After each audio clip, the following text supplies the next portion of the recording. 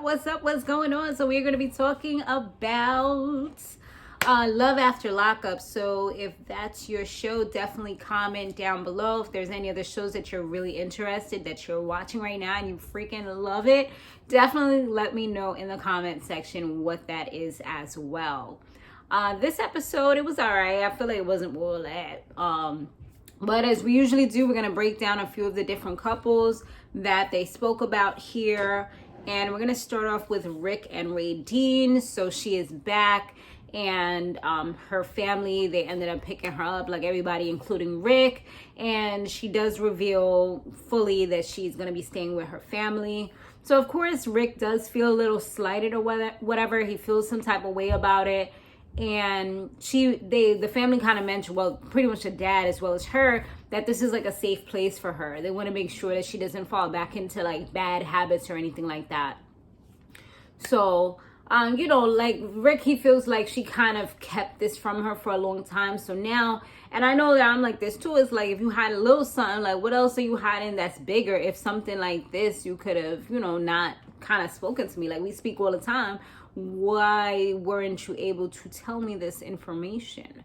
So that's kind of like how he's feeling. She did mention at another point, like when she had dropped him off at his house, that the reason why she wasn't staying over, although she could have or gotten intimate with him, was because the last time they did it, he just got really, she said, like really emotional and stuff, and was sensitive and was bringing up Kay. And for her, Kay is like a safe place. That's like her comfort, so she really doesn't want to do that. Normally, she says she does sabotage relationships because she feels as though she's not worthy. So she's just hoping that Rick does not end up leaving her. So it definitely seems like she has a lot of self-esteem issues, and she likes what she likes or whatever. And it's like, although she may not be doing the right thing, she still kind of wants to have Rick on the back burner.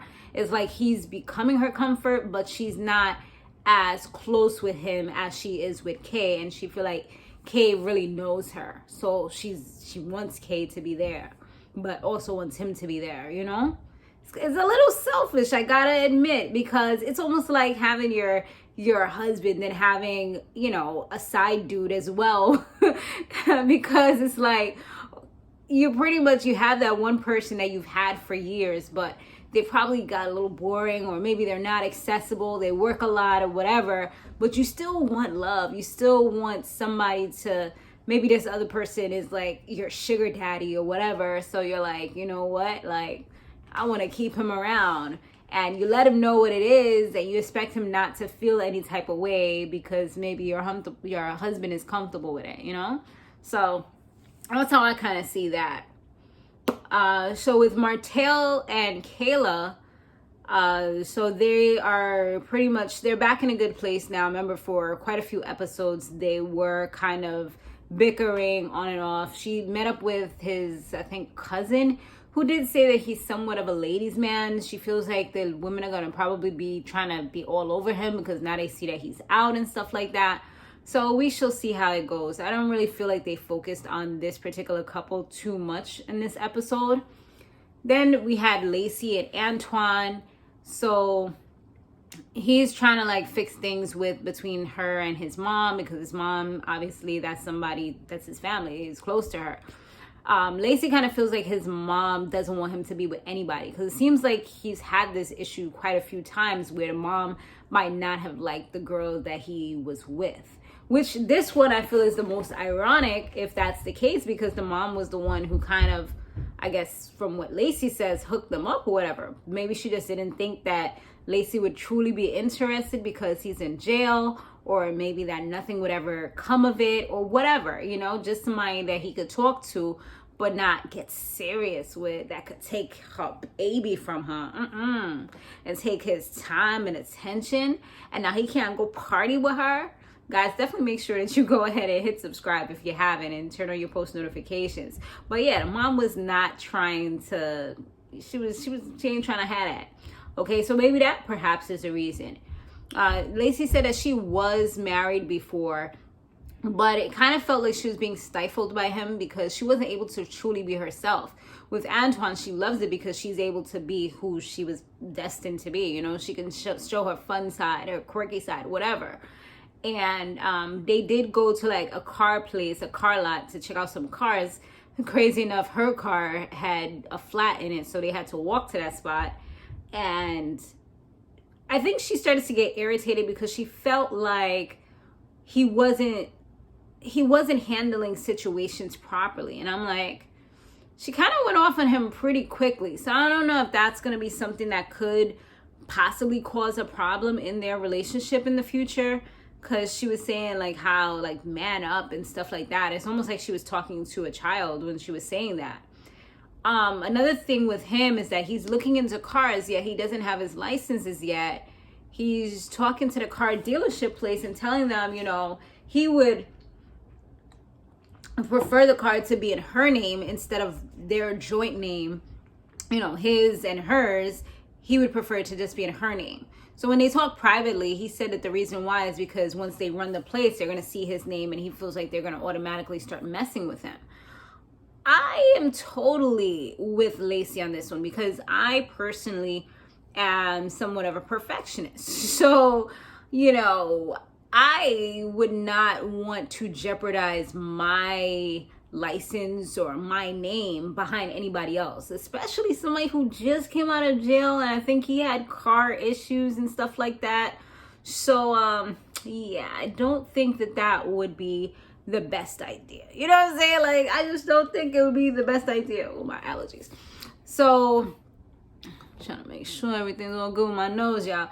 It was bad itchy. Oh my goodness, my allergies. But yeah, so she's like, and he's like, you know, he seemed like he's a little offended by her saying like she's not really sure. She's like, that's a negative. Like, she said, I would have to think about it. Honestly, I wouldn't even consider it, to be honest. I would just be like, nah. Like, the only person I've ever like had a joint thing with a car was with my mother, and I almost didn't even want to do that. And once I didn't have to do that anymore, I didn't. And it benefited both of us, so it actually worked out. But I know other family members have tried to ask me, and they already know at this point, like, it's a non-negotiable. Like, it's not gonna happen unless it's something where we're both using it. And even with that, I would still be like, I would only do it with my spouse and maybe my son, maybe. Or, you know, because yeah, even with that, like, you don't have any experience. So once again, like, I'm not trying to yeah. So yeah, that's kind of like how their situation is. We have also Chance and Taylor. So her twin sister Bobby, she left because she felt disrespected by both of her sister as well as him, because she heard when they were talking. She said she heard the entire conversation, although Taylor did try to tell her like she wasn't really the one saying it. It was Chance. Chance pretty much said that she should not be babysitting the kids anymore. She wasn't doing anything. How she's just in the room. She's just like this is what y'all do the same thing. Like, you don't try to come over here and talk about me when I'm allowing you guys to go out and I'm here with them. You know what I mean? So now they pretty much left them. They're left without a stay-at-home babysitter. You know what I'm saying? Like, somebody who would have always, for the most part, been there from what it looks like. So at this point, she was saying that she didn't even want to come back right now. She needs some space, some time. And of course, her sister's worried about her because she was an addict on heroin years ago, which landed her in jail and things. She literally almost died more than once. So, you know, Taylor is just like, at the end of the day, if it has, I hope that it doesn't have to come down to me choosing between him and my sister.